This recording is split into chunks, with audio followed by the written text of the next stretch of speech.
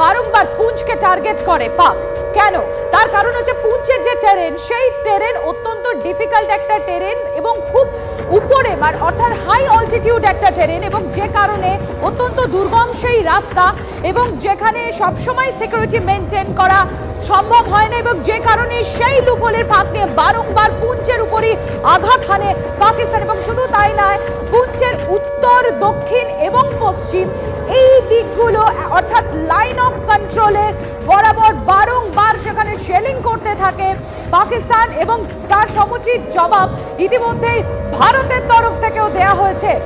এবং শুধু তাই নয়, দেখুন ভারতের প্রত্যাঘাতের সেই ছবি আপনাদের তুলে ধরছি।